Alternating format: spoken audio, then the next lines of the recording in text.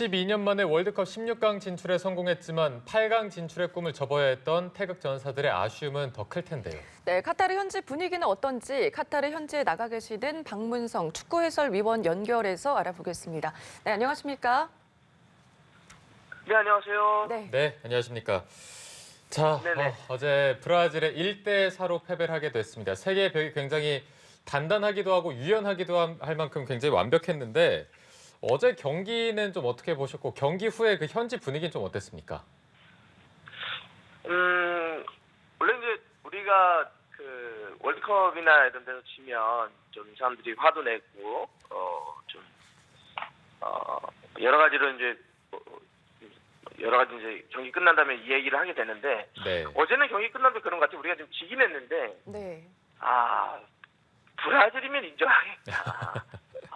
이 정도로 상대가 잘하면 우리가 질 수 있겠구나 이런 생각이 하는 것 같아요. 그러니까 우리도 열심히 하긴 했는데 브라질이 워낙 강했기 때문에 뭐 경기 다음에는 브라질에 대한 어떤 실력도 인정을 하고 또 우리 선수들도 열심히 싸웠다 이런 이야기를 좀 한 것 같습니다.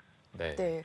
어제 경기 환경을 좀 봤을 때 환경은 좀 평소랑은 달랐습니다. 경기장 구조도 좀 달랐고 에어컨이 설치가 안 되어 있어서 덥기도 하고 야간에 경기를 치르다 보니까 아마 우리 선수들에게는 좀 힘든 점도 있었을 것 같은데 현지에서 느낀 경기장의 분위기는 좀 어땠나요?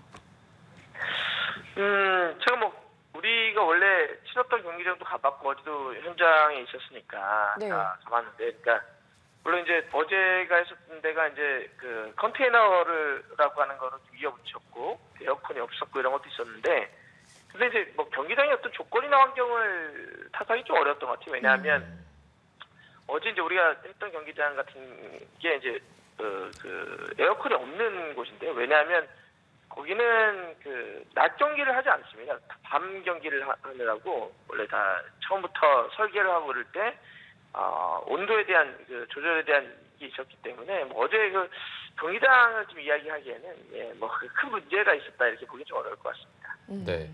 그동안에 브라질하면 뭐 개인적 역량도 굉장히 뛰어났지만 어제 브라질의 모습 정말 세계 최강인지 확인을 할 수 있었습니다.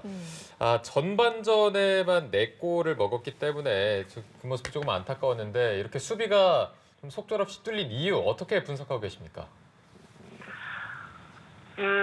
일단 뭐 처음에 첫 골이 너무 좀 일찍 허용을 했기 때문에 우리가 전체적으로 좀 집중력을 좀 잃어버렸던 것 같아요. 그러니까 뭐 상대 워낙 강한 것도 있었지만 원래 이제 실점을 좀 먼저 하게 되면 우리가 그거에 대한 거에 자꾸 신경 쓰고 또 그거에 대한 만회를 하기 위해서 움직이다 보면 또 이제 열릴 수 있는데요. 근데 어제는 이제 보면서 좀 그런 생각을 좀 했는데 브라질이 네이마르가 이제 복귀를 좀 했습니다. 그래서 주력들이 어제 다 복귀를 하면서 일단 이제 굉장히 좀 강한 전력을 좀 보여준 것 같고요. 네. 우리로서는 실점을 좀 먼저 하고 또 PK가 좀 나오다 보니까 그런 것들이 집중력을 좀 잃어버리고 이렇게 되면서 실점을 좀 먼저 했고 그러면서 전반전에 좀 많은 실점을 좀 한 것 같습니다. 네. 아무래도 전반에서 4골이 나왔기 때문에 아마 선수들도 많이 위축되고 힘들었을 것 같은데 백승호 선수가 후반에 추격골을 넣으면서 벤투의 자존심을 지켜줬습니다. 외신에서도 엄청난 골이었다 이렇게 극찬을 했는데요. 이 골은 어떻게 보셨습니까? 이제 어제 그 경기에서 제가 현장에 있었으니까요. 네네. 이렇게 뭐 팬들이나 아니면 각종 미디어들의 반응을 좀 봤었는데 물론 이제 너무 잘하니까요. 이제 브라질이 그거에 대한 이야기를 좀 많이 하긴 했었는데 어제 이제 박수가 나왔던 장면이 몇 번 있어요. 우리 그 팬들을 우리 선수들을 위해서. 근데 백승호 선수의 골 장면에서 정말 모든 사람들이 막 일어나서 막 박수 치는 모습들이 있었고 왜냐하면 이제 브라질이 잘하니까 브라질 잘하는 건 다 이제 알았습니다. 우리도 이제 그 후반전에 포기하지 않고 끝까지 뛰는 모습에 대해서만 이야기를 한 것 같고요.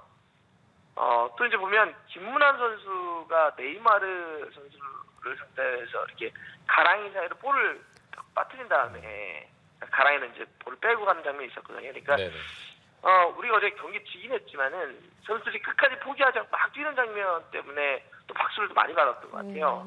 저는 이제 이런 게 이번 대회를 통해서 이강인 선수도 되게 인상적인 활약을 했었는데 상대적으로 20대 초반에 혹은 20대 중반에 이런 선수들이 활약을 하고 경험을 쌓고 있다는 점에서 이번 대회는 약간 아쉬움이 좀 많긴 하지만은 또 다음 또 여러 가지 대회에 있어서 기대를 해볼 수 있기 때문에 이런 것들은 우리에게 또 긍정적이지 않나 생각을 해봅니다. 네, 네. 앞으로 4년 뒤가 더 기대되는 경기력을 보여준 것 같습니다. 이제 지난 과정을 쭉 돌아보는 과정이 좀 필요할 것 같은데 벤투의 4년 여정이 실패가 아닌 성공이라는 평가가 많아서요. 이런 평가가 나오는 이유 어떻게 보고 계십니까? 저는 가장 큰 거는 예를 들어서 우리가 인내했다고 좀 생각을 합니다. 그리고 또 한 가지 어떤 흐름으로 좀 지켜봐왔다라고 하는 건데요. 무슨 이야기냐면 우리는 히딩 감독 때도 그랬었는데 2006년 때요. 그 이후로 한 번도 뭐 히딩 감독 때도 그랬고 그 이후에도 그렇고 한 감독으로 월드컵 한 번의 대회를 준비해서 쭉 온 게 한 번도 없습니다. 네. 그러니까 한 감독에게 4년을 온전히 시간을 주고 자기의 어떤 색깔, 자기의 어떤 축구를 준비하기 위해서 온 적이 한 번도 없었죠.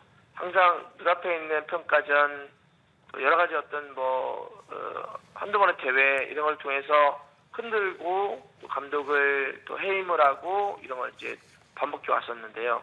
그러다 보면 사실 국가대표 감독이라고 하는 건 그렇게 시간이 많이 주어지는 게 아니기 때문에 금방금방 이렇게 어떤 자기 색깔을 내기가 좀 어렵습니다. 그래서 우리가 너무 감독을 국가대표 감독을 너무 자주 바꾸는 거 아니냐 이런 게 있었는데 이번에는 뭐 약간은 부족한 것도 있었고 어려움도 있었지만 그래도 한 감독으로 4년을 준비하면서 한 대회를 치렀잖아요. 그래서 우리가 이번 대표팀을 평가할 때 일단 뭐 빌드업에 대한 개념들, 어떤 하나의 어떤 그 축구의 흐름을 가져왔다는 이런 이야기를 하는데 이번에 더 높은 곳을 못 간 것은 아쉽긴 하지만 그래도 16강이라고 하는 결실, 우리가 이제 하나 평가할 수 있는 하나의 어떤 흐름 이런 걸 잡았다는 점에서는 그게 가장 큰 소득이 아니냐. 그러니까 네. 한 감독으로 4년을 준비해서 한 대를 치러봤다라고 하는 경험.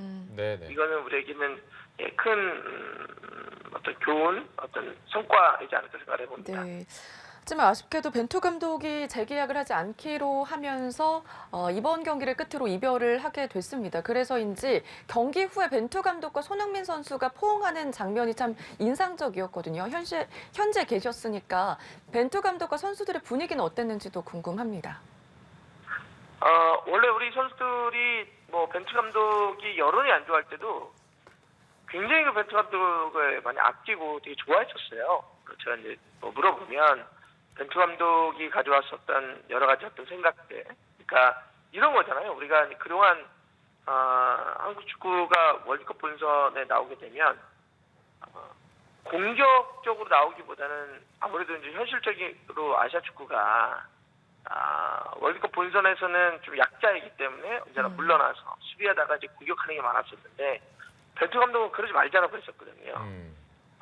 우리가 왜 이제 다 유럽에서 뛰는 사람들이 많으니까 공격적으로 많이 싸워보자는 얘기를 많이 했었는데 그래서 선수들은 벤투 감독을 되게 많이 아끼고 좋아했던 게 있었고 어제 그래서 경기 끝나고도 우리가 지긴 했지만 우리 선수들 입장에서는 그 이후에도 벤투 감독에 대한 여러 가지 평가들을 좋게 하는 것 같고요. 그래서 마지막이긴 하긴 했지만 우리 선수들 분위기 뭐 나쁘지 않았던 것 같습니다. 네.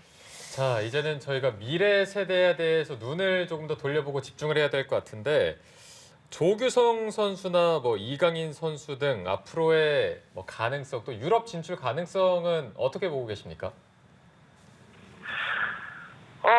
뭐 이번 월드컵이 남긴 몇 가지 성과들이 있는데요. 지금 말씀해주셨던 것처럼 우리의 선수들의 어떤 가능성을 발견한 측면이 좀 있는 것 같습니다. 예를 들면 뭐 가장 대표적으로는 K리그 득점왕을 차지했던 조규성 선수가 이번 월드컵을 통해서 그 가능성을 다시 입증해 보였다는 거고요. 네. 이런 입증은 유럽 진출이라고 하는 거로 좀 넘어갈 수도 있는 거라고 좀 생각을 하는데요.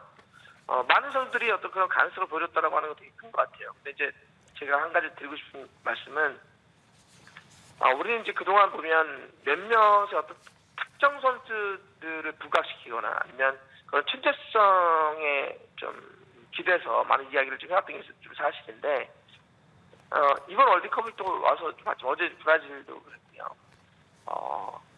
이게 한두 명이나 아니면 특정 몇 명 선수들의 어떤 특징들, 재능들 이런 것도 중요하겠지만 이런 선수들을 더 많이 길러내고 이런 선수들 더 많은 선수들이 하나의 팀을 만들고 이러기 위해서 우리 한국 축구가 좀 더 우리 K리그를 중심으로 해서 더 많은 재능들을 좀 길러내고 이런 선수들이 더 많이 배출되고 더 넓어지고 이럴 수 있다면 더 좋지 않을까. 그래서 이번에 이제 대회 끝나고 다 정리하면서는 뭐 축구협회를 중심으로 해서 우리 선수들을 더 많이 길러내고 더 많이 키울 수 있는 어떤 시스템을 더 많이 키웠으면 좋지 않을까 생각을 해봅니다.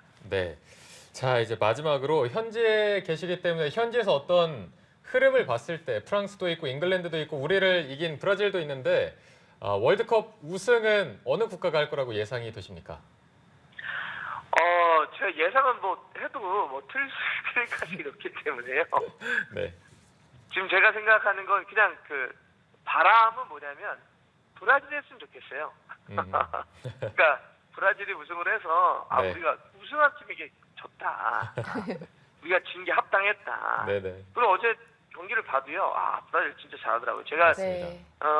지금 예선도 그렇고 이번에 토너먼트 올라와서도 하는 거 보면 일단 두 팀이 가장 눈에 들어오는 건 브라질하고 프랑스입니다. 정말 경기를 잘한다는 느낌인데 우리를 상대로 해서 4골을 넣었던 브라질이 우승을 하면 네. 그래도 우리가 그래도 이런 팀에게 진 게 아니냐 뭐 이런 위안이 되지 않을까 싶어서 브라질이 우승했으면 좋겠습니다. 네, 알겠습니다. 아쉽지만 우리 태극 전사들 정말 멋진 경기 보여줬습니다. 카타르 현지 연결해서 이야기 나눠봤습니다. 지금까지 박문성 축구 해설위원과 함께했습니다. 고맙습니다. 고맙습니다. 네, 고맙습니다.